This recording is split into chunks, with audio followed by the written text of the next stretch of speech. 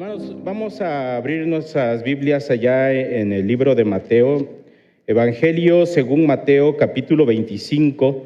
Vamos a continuar pues estudiando esta porción de la Escritura. Hemos estado viendo versículo por versículo de este Evangelio del libro de Mateo. Y la verdad es que es una enseñanza grandísima leer este Evangelio, ver todas las cosas que nuestro Señor Jesucristo hizo cuando estuvo acá en la tierra.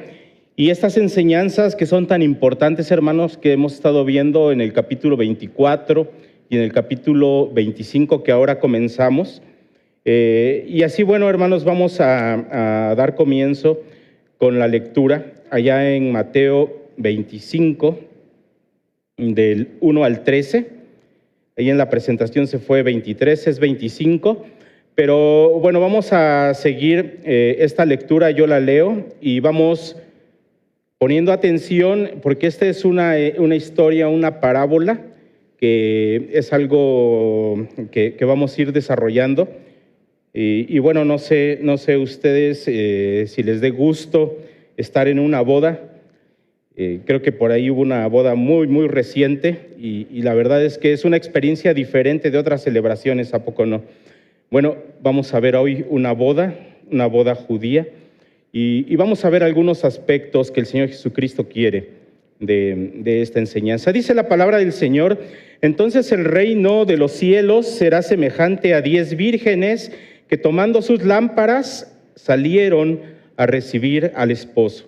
5 de ellas eran prudentes y 5 insensatas. Las insensatas, tomando sus lámparas, no tomaron consigo aceite, mas las prudentes tomaron aceite en sus vasijas juntamente con sus lámparas. Y tardándose el esposo, cabecearon todas y se durmieron, y a la medianoche se oyó un clamor: aquí viene el esposo, salid a recibirle. Entonces todas aquellas vírgenes se levantaron y arreglaron sus lámparas, y las insensatas dijeron a las prudentes: dadnos de vuestro aceite, porque nuestras lámparas se apagan. Mas las prudentes respondieron diciendo: para que no nos falte a nosotras y a vosotras, id más bien a los que venden y comprad para vosotras mismas. Pero mientras ellas iban a comprar, vino el esposo, y las que estaban preparadas entraron con él a las bodas, y se cerró la puerta. Después vinieron también las otras vírgenes diciendo: Señor, Señor, ábrenos. Mas él respondiendo dijo: de cierto os digo que no os conozco. Velad pues, porque no sabéis el día ni la hora en que el Hijo del Hombre ha de venir. Hermano, les decía, estamos ante una parábola que cuenta nuestro Señor Jesucristo, y así como hemos venido viendo en el capítulo 24, hay algo constante en estos pasajes, en Mateo 24 y ahora Mateo 25. De hecho, Mateo 25, que es el pasaje que vamos a abordar, es, por decir así, la parte práctica de lo que se ha visto en el capítulo 24. Así que hay una constante, les decía, y esa constante es un llamado a estar listos. Un llamado a estar listos. ¿Por qué? Porque viene la segunda venida de nuestro Señor Jesucristo. Escuché una historia de un hombre que fue a un pueblito apartado de la ciudad, y realmente había pues camiones rurales en muy mal estado, y cuando esta persona fue a comprar su boleto allá en la estación, le dijeron: bueno, ¿de qué boleto quiere? ¿De primera, de segunda o de tercera? Y él pensó: bueno, ¿por qué de primera, de segunda y de tercera? ¿A qué se referirá esto? Dice: bueno, pues deme un boleto de tercera, ¿no? Son los más baratos, son los más económicos. Y sucede que cuando este autobús se internó y subió una colina, se detuvo, se descompuso aquel autobús y entonces el chofer dijo, a ver, los que compraron pasaje de primera se quedan en su lugar, quédense ahí sentados. Los que compraron pasaje de segunda, bájense del autobús y empiecen a caminar. Pero los que compraron pasaje de tercera, bájense y póngase a empujar el autobús con todas sus fuerzas. Decía alguien que nosotros los cristianos debemos ser pasajeros de tercera, listos para bajar del coche, para empujar todos juntos y para empujar bien fuerte. Estar listos, todos juntos y bien fuerte, ¿verdad? En cierto sentido, hermanos, lo que nosotros estamos viendo, capítulo 24, según San Mateo, y capítulo 25, nosotros debemos estar listos. ¿Listos para qué? Para recibir a nuestro Señor. Bien, hermanos, vamos entonces a ir avanzando. Y les decía, esta parte que estamos viendo en Mateo, capítulo 25, en sus primeros versículos, primeros 13 versículos, el Señor Jesús empieza diciendo, entonces, quiere decir que está ligando lo que acaba de decir en el capítulo 24. Entonces, el reino de los cielos, ¿qué? Será semejante, será semejante.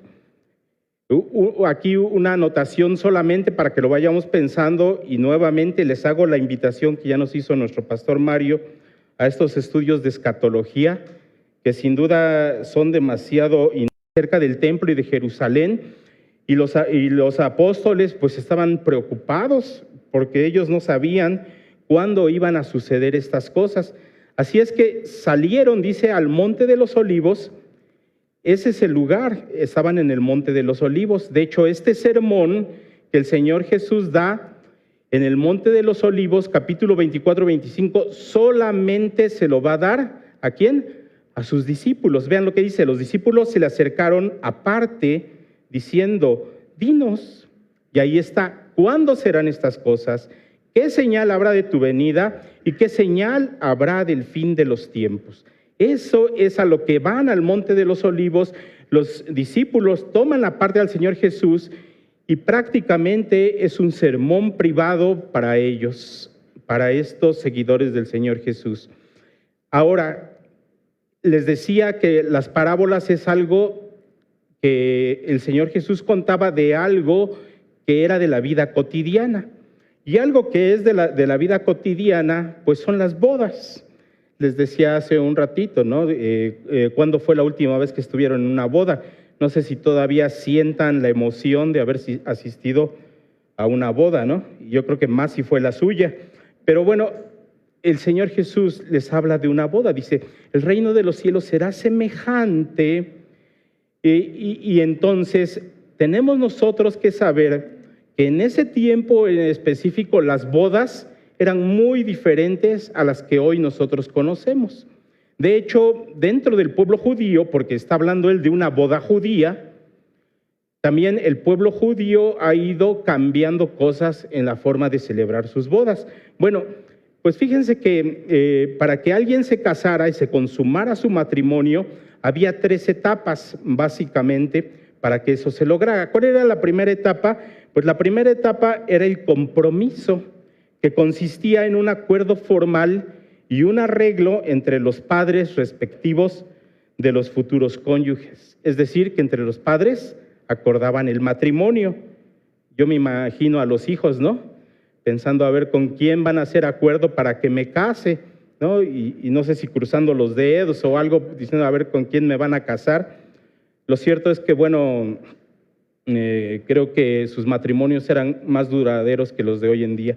En fin, la segunda etapa era el desposamiento.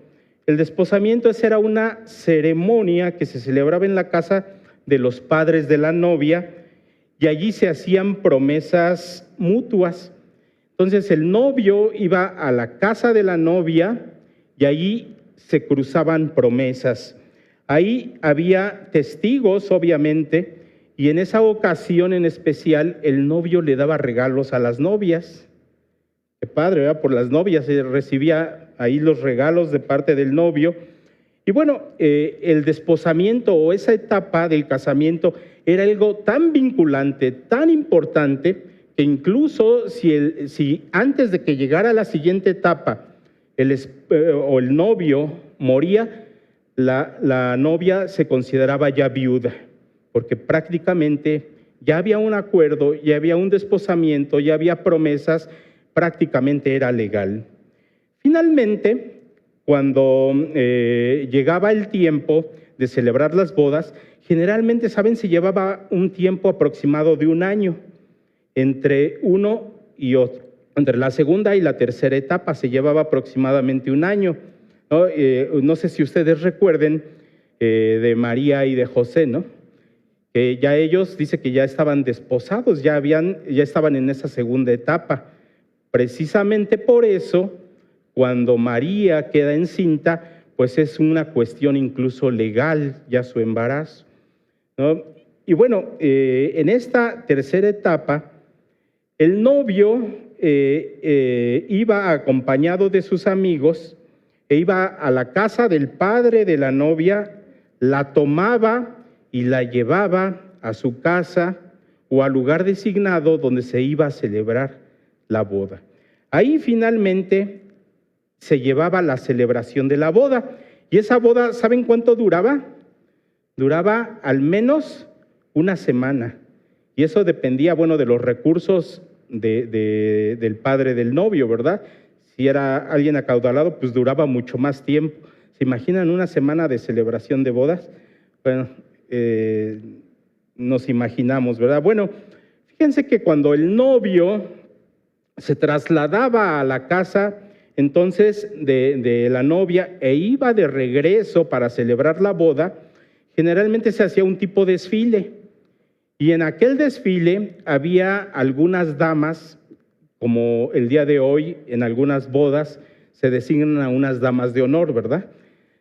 En ese entonces había unas mujeres que deberían ser solteras y que debían ser amigas del novio o de la novia. Eran conocidas y entonces esas mujeres con lámparas, aquellas lámparas que nos habla la Escritura no son lámparas como las que conocemos el día de hoy. De hecho, se dice que prácticamente en el griego, fíjense que en la Escritura se mencionan varias veces la palabra lámparas, pero solamente esta palabra se menciona en algunos lugares específicos y de hecho aquí se menciona hasta 5 veces esa palabra lámpara, que quiere decir más bien antorcha, ¿sí? No era una lamparita, ¿sí? No era una lámpara así, sino era una antorcha. Se dice que iba puesta como en un palo, iba su mecha y como un plato donde ponían aceite para que prendiera aquella mecha. Entonces eran antorchas y aquellas mujeres, prácticamente esas antorchas era como su boleto de entrada a la boda. Aquellas mujeres pues iban como damas y alumbraban el camino de los novios. Bien, conociendo la ocasión, hermanos, conociendo el contexto cultural, dónde nos ubicamos, dónde está contando el Señor Jesús, por qué lo está contando, a pregunta expresa de sus discípulos, vamos con el relato. Dice la palabra del Señor entonces que el reino de los cielos será semejante a ¿cuántas vírgenes? 10. Dice que había 10 vírgenes que tomando sus lámparas, tomando sus antorchas, ¿qué salieron a hacer? A recibir al esposo. Ahí vemos nosotros entonces que parte de esta comitiva de las vírgenes estaban ahí con sus antorchas. El esposo iba a venir al lugar a donde se celebrarían las bodas y aquellas mujeres eran 10. Y es interesante, hermanos, que bueno, incluso en cuestiones de números, cuando se habla de 10, es un número que habla de algo que es completo, de algo completo. Alguien dice, bueno, 10 vírgenes, ¿por qué? ¿Por qué 10 vírgenes? Bueno, es un número, pues a lo mejor sin algún propósito. Realmente el Señor Jesús dijo 10, pudo haber dicho 12, pero bueno, es interesante, solamente les decía, y no nos perdamos de vista en esto porque la parábola solamente tiene una sola verdad, ¿Sí? ¿Recuerdan eso? Una sola verdad. Hay detalles y es interesante conocerlos a veces. Ese número 10 quiere decir completo, algo completo. De hecho, es un número que se utiliza también cuando se habla acerca de las pruebas. Ustedes recuerdan allá en Daniel, si vamos nosotros a Daniel capítulo 1, de los versos 1 hasta el 21, vamos a encontrar mencionado el número 10 en un momento de prueba. ¿Recuerdan a Daniel con sus amigos? Y luego hasta el final de la prueba, dice la palabra del Señor que Daniel fue hallado, ¿qué? 10 veces mejor que todos los otros. Había superado aquella prueba, era algo completo, ya había pasado esa prueba. Bien, lo menciono porque, bueno, es importante que por lo menos sepamos por qué 10 vírgenes. Era un número importante para los judíos porque incluso también, de acuerdo a las costumbres en las sinagogas, era necesario que al menos hubiera 10 personas para que se pudiera abrir la sinagoga, para que se pudiera hacer el servicio. Y tenía que haber por lo menos 10 varones para que se llevara a cabo pues, la celebración del Cordero Pascual. ¿Sí? Era ese número 10, era un número donde se consideraba completo. Yendo a la parábola, bueno, podríamos empezar a pensar algunas cosas de por qué un número completo, ¿verdad? ¿Quiénes son los que tienen que entrar de manera completa? O se piensa que tiene que entrar alguien de manera completa, pero lo cierto es que la Biblia nos dice que esas 10 mujeres, 5 eran insensatas y 5 eran prudentes. 5 insensatas y 5 prudentes. Y la traducción que se hace para la palabra insensatas, pues es necia, es tonta, hay palabras incluso un poco más fuertes, es fatua. ¿Recuerdan que el Señor Jesús decía, no le llames fatuo a tu hermano? Bueno, esta palabra quiere decir eso, fatuo, necio, tonto, y se decía ¿en qué sentido? En el sentido de la profesión que ellas estaban ejerciendo, de esta tarea que ellas estaban ejerciendo como damas de honor. Entonces había 5 insensatas y 5 prudentes. Bien, entonces aquellas mujeres tenían que ser solteras, eran vírgenes y llevaban lámparas. ¿Llevaban lámparas todas? Sí, llevaban todas lámparas. Y bueno, hasta aquí vemos que las 10 vírgenes pues eran iguales, solteras, acompañantes del novio, de la novia. Ellas, ¿qué estaban haciendo? Esperando al novio, llevaban sus lámparas, todo igual en estas mujeres, pero llegó un momento en que dice que el novio tardó demasiado. El novio en ese trayecto de su casa al lugar de donde se celebraba la boda, pues tardó mucho. Y las bodas en aquel entonces generalmente se celebraban de noche. Incluso dice que llegó la medianoche, ¿no? Ya era muy tarde.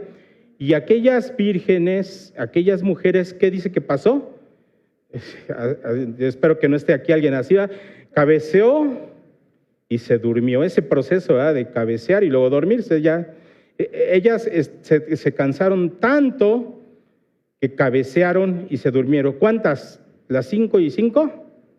¿O 5 despiertas, 5 dormidas? Todas.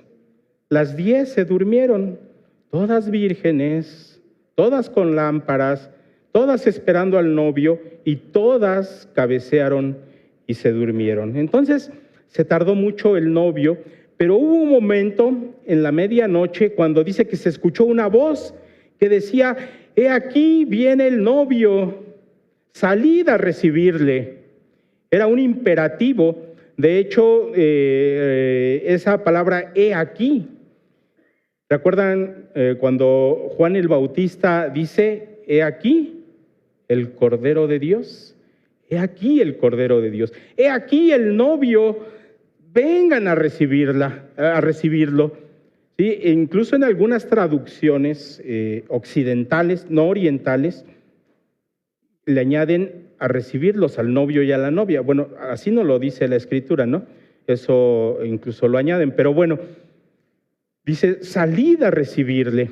Aquellas mujeres entonces se pararon de inmediato, despertaron y dice que empezaron a preparar sus lámparas. Todas empezaron a preparar sus lámparas.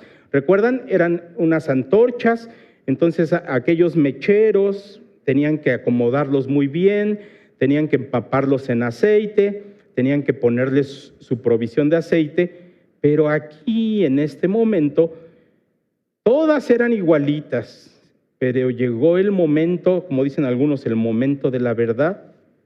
Llegó el momento de crisis y sucede que las insensatas dicen, no tenemos aceite. No tenemos aceite. Yo les pregunto, hermanos, porque luego leemos mucho esta parábola, decimos, ¿se les olvidó ponerle aceite? ¿Será que por eso eran necias? ¿Que por eso eran negligentes? ¿Porque se les olvidó? Yo creo que no se les olvidó, hermanos. ¿Y saben por qué? Porque a eso iban, porque llevaban sus antorchas. Más bien se les llama necias y negligentes. ¿Por qué? Pues porque dijeron, bueno, sí, hace falta, pero ahorita voy.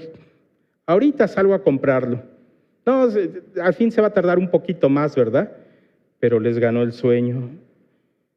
Y aquellas mujeres entonces le dijeron a las 5 prudentes que aparte habían llevado unas vasijas con aceite, habían llevado una provisión de aceite, les dijeron, dennos, incluso esta palabra, si la vemos literalmente es un imperativo también, casi como una orden, dennos de su aceite, porque nosotros no tenemos para prender nuestras lámparas, dennos de su aceite. ¿Y qué le dijeron aquellas otras mujeres prudentes? Pues no podemos darles de nuestro aceite, porque apenas si nos alcanza para nosotras. Y si nosotros les damos de nuestro aceite, pues ni ustedes ni nosotros vamos a tener aceite para prender las lámparas. Yo creo que por eso eran prudentes, ¿verdad? Por eso eran sabias. Algunos dicen, bueno, estas mujeres pues también eran egoístas, ¿no? Porque no quisieron compartir. ¿Qué no dice la palabra del Señor que les demos a los que no tienen? Bueno, ahorita vamos a ver esa situación. La cuestión es que no quisieron darles de su aceite a aquellas mujeres porque se les acababa a las 2, no iban a encender o a permanecer encendidas las antorchas hasta que llegara el novio y llevara hasta aquel lugar toda la procesión. Así es que aquellas mujeres les dan una recomendación y les dicen, mejor ustedes vayan con los que venden y compren aceite. Así es que aquí viene la parte ya más interesante de la historia, y es una parte que vamos a ver a continuación, el énfasis que hace nuestro Señor. Hasta aquí, bueno, pues la boda se va a realizar, todos contentos, todos preparados, menos las 5 insensatas, y resulta entonces que mientras ellas van a comprar el aceite, el esposo está llegando. Van en direcciones contrarias, en un tiempo igual. Unas van a buscar lo que no tenían y el esposo llega a la boda. Y dice el Señor Jesucristo que una vez que el novio o el esposo entra al lugar y entran las 5 mujeres también, ¿no? Y entra todo el séquito que iba a entrar a la boda y se está completo, entonces cierren las puertas, échenle llave, cierren las puertas, no se permite la entrada a nadie más. Dicen que en aquellos tiempos cerraban las puertas precisamente para evitar que se metieran los intrusos, los que no eran invitados a la boda. Y una vez cerrada la puerta no se abría más. Así es que aquellas mujeres, no nos dice la Biblia si encontraron aceite o no, simplemente dice que regresaron y empezaron a tocar en la puerta con una gran desesperación. Y ellas decían, Señor, Señor, ábrenos, déjanos entrar. ¿Ven esa repetición de la palabra Señor que en otra ocasión ya hablábamos acerca de las repeticiones de las palabras? Incluso eso denotaba una intimidad, un conocimiento. Y ellas apelaban a que el novio las conocía, porque seguramente había guardias en la puerta. Señor, Señor, déjanos entrar.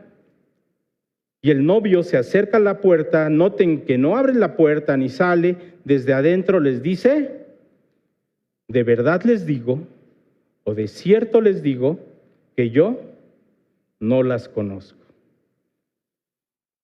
Esa es la parte que pudiéramos decir terrible de esta parábola.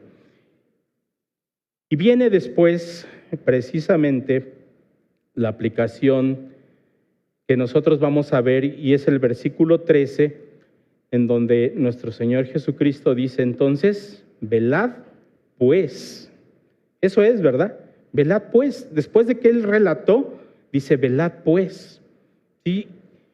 Y hermanos, esta parábola, como nosotros mencionábamos al principio, y al estudiar el capítulo 24 y 25 a pregunta expresa de los discípulos acerca de las señales de ¿qué? De la venida de la segunda venida de nuestro Señor Jesucristo y del fin del tiempo, el Señor Jesús da esta parábola.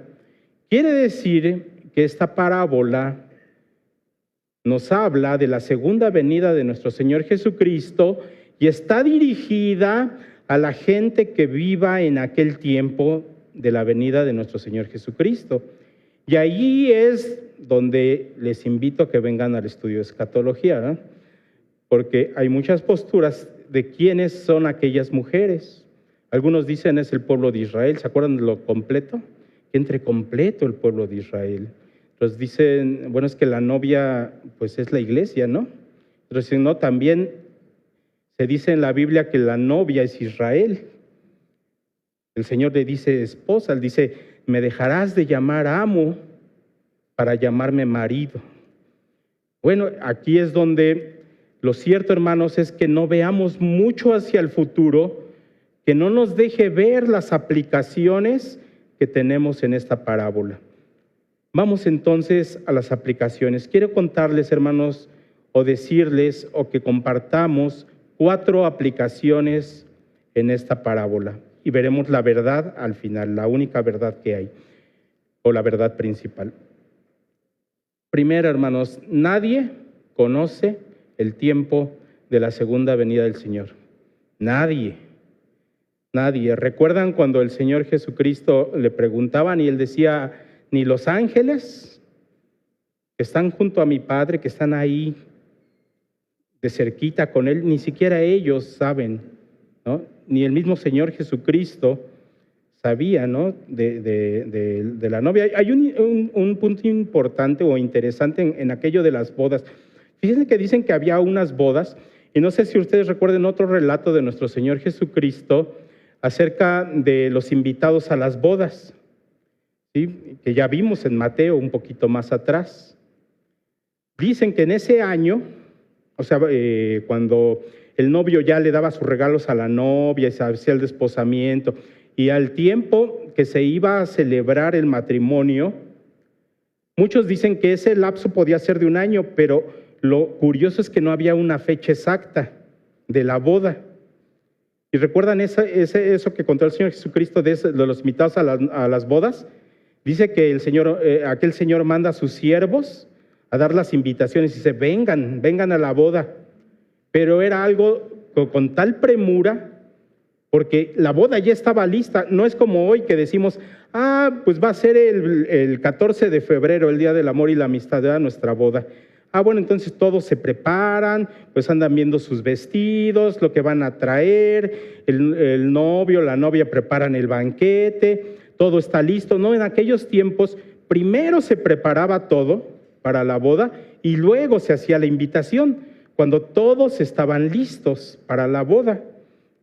Y en aquel relato que hace el Señor Jesucristo, ¿se acuerdan que muchos dicen: ay, no, yo tengo que trabajar, ay, no, yo tengo que atender mis negocios? Y se enoja tanto aquel Señor que dice: no, vayan y inviten a otros, a estos que no vengan ya. Sí, bueno, aquí podemos decir y hacer interpretaciones, pero lo cierto es que este tema, hermanos, es importante que nosotros veamos estas aplicaciones que nos deja ver el Señor Jesús. Nadie conoce el tiempo de la segunda venida del Señor. Nadie, absolutamente nadie. Si alguien les dice que sabe la fecha de la venida del Señor Jesús, decía alguien: míralo a los ojos y dile: no es cierto, tú no lo sabes. Y aléjate de él, porque seguramente va a llevarte a hacer acciones que están mal encaminadas. Y es curioso, hermanos, que hoy en día hay gente que habla y que aparentemente sabe de escatología y se aventura a dar fechas y luego se retracta. Si alguien estudia verdaderamente la palabra de Dios, por eso es la primera aplicación. Nadie sabe la venida del Señor. ¿Por qué alguien se va a aventurar a dar fechas? Porque no sabe la palabra de Dios, porque no ha leído la palabra de Dios. Entonces, nadie conoce el tiempo de la segunda venida de nuestro Señor. La segunda aplicación, hermanos, la importancia de saber de la realidad de su fe.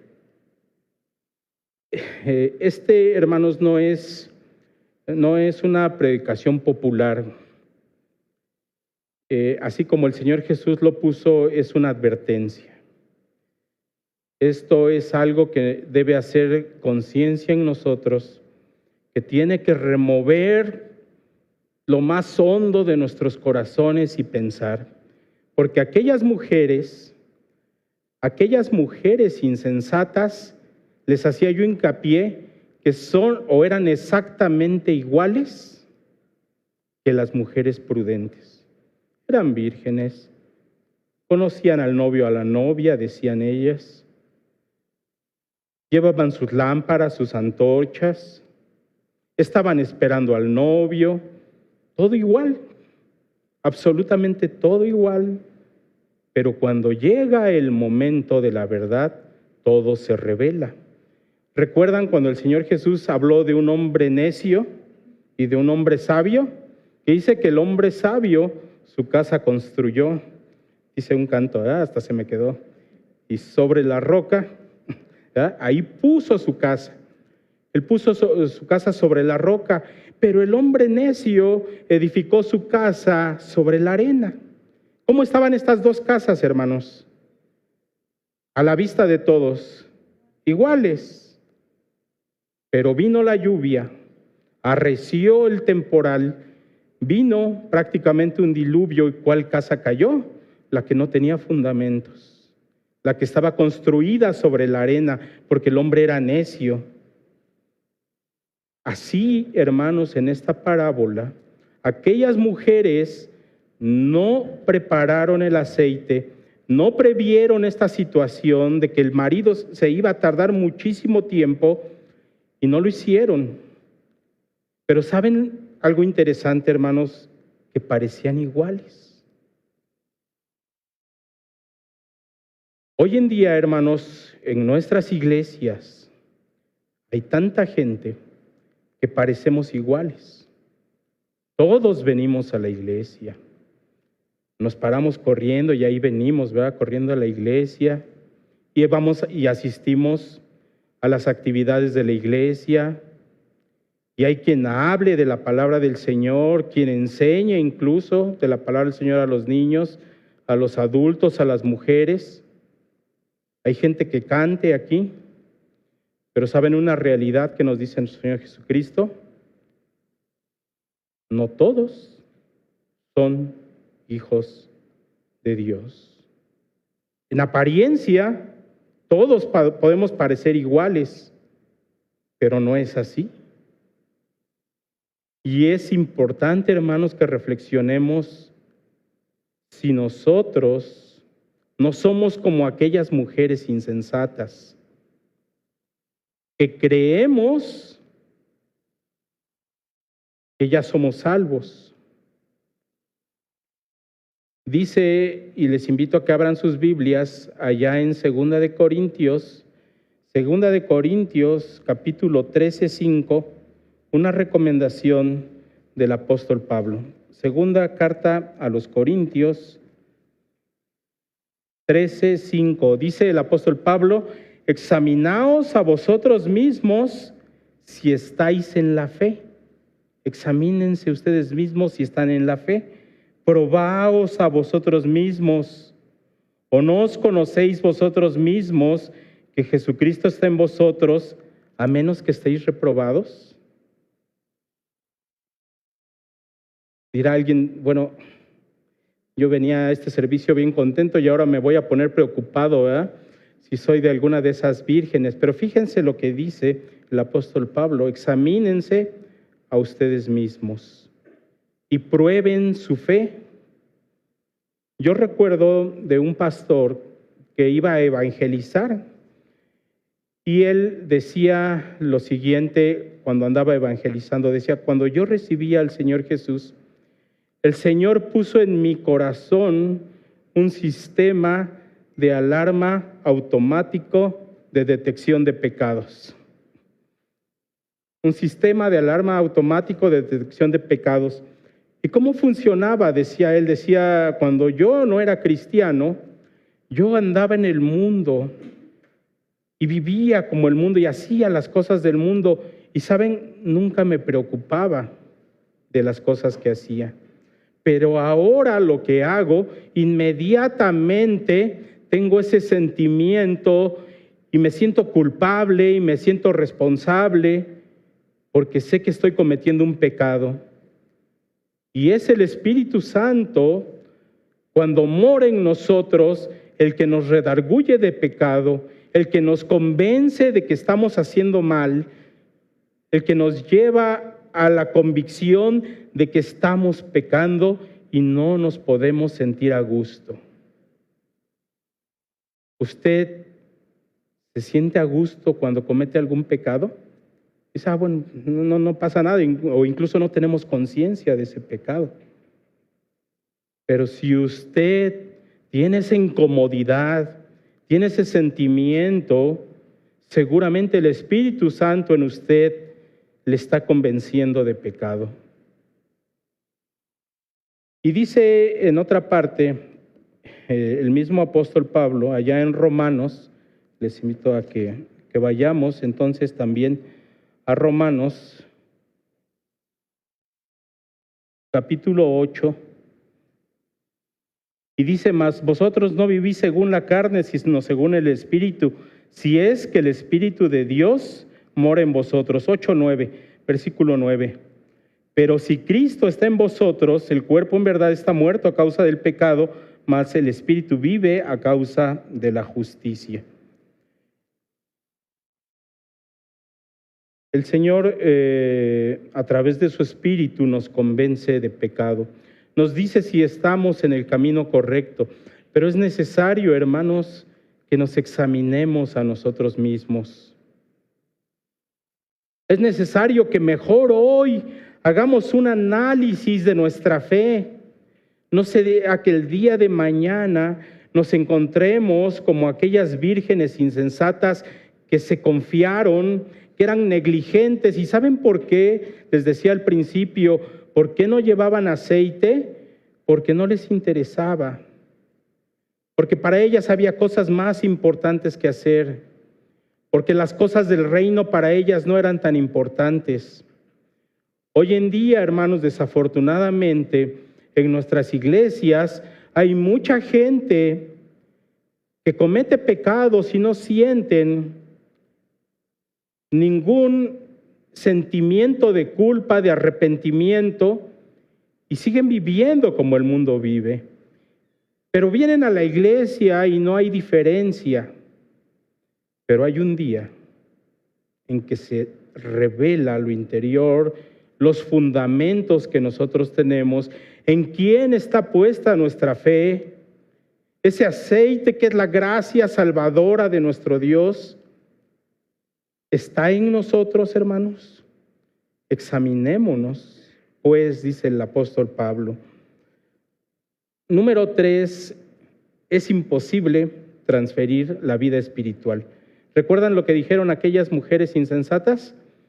Dennos de su aceite, compártanos su aceite.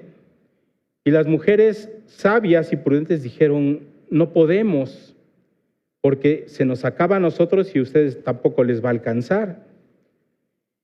Y esto, hermanos, es algo que nosotros, con nuestra salvación, con esa gracia salvadora, con el Espíritu Santo que mora en nosotros, es algo que no podemos compartir. Es decir, no puedo darle un 10% o un 20% de mi salvación a alguien. No sé si han escuchado, a veces la gente dice, yo fui a tal iglesia y gracias a Dios porque escuché al pastor y aquel pastor me salvó. No, hermanos, ninguno de nosotros podemos salvar a nadie. Somos incapaces de salvarnos a nosotros mismos. Esa salvación es la gracia solamente de nuestro Señor Jesucristo. Incluso hay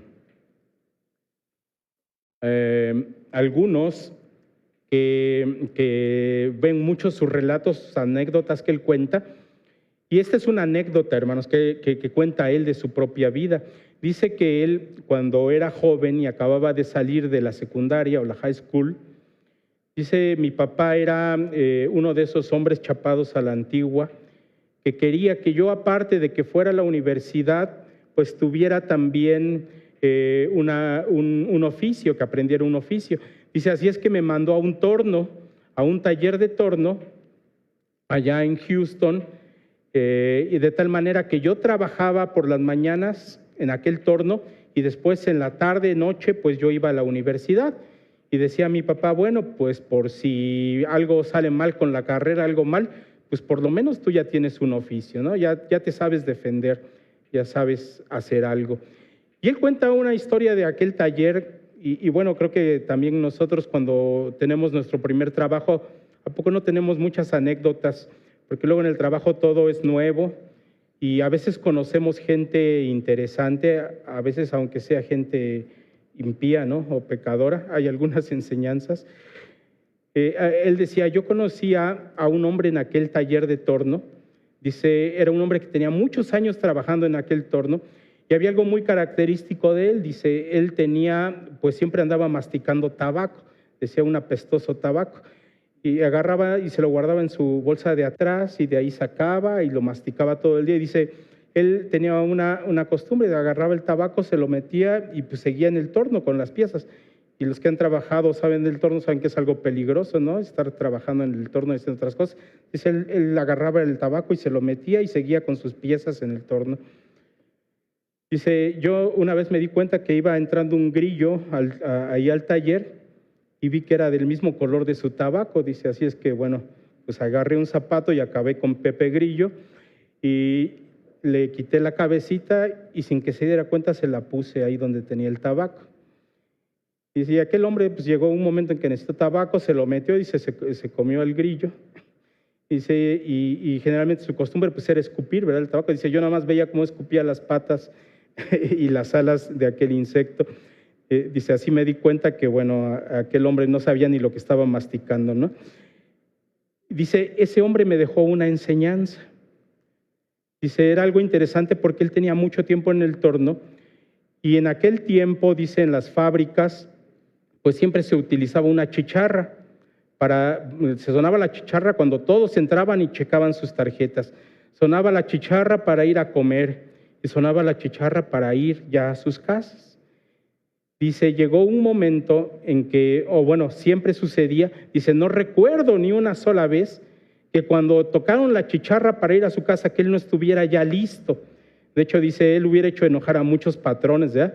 Porque era la hora exacta de la salida y él ya estaba listo, lavado y listo para irse. Y él le decía, bueno, ¿cómo lo haces si ni siquiera traes reloj? ¿No? La chicharra suena, ¿no? Y nadie sabe la hora. ¿Cómo sabes tú la hora? Y él decía, bueno, muchacho, te voy a decir algo. Nosotros tenemos que estar listos para no tener que alistarnos. Nosotros tenemos que estar listos. Y hermanos, nosotros tenemos que estar listos, de modo que nunca tengamos que estar preparándonos cuando ha llegado el tiempo. Ya debemos estar listos.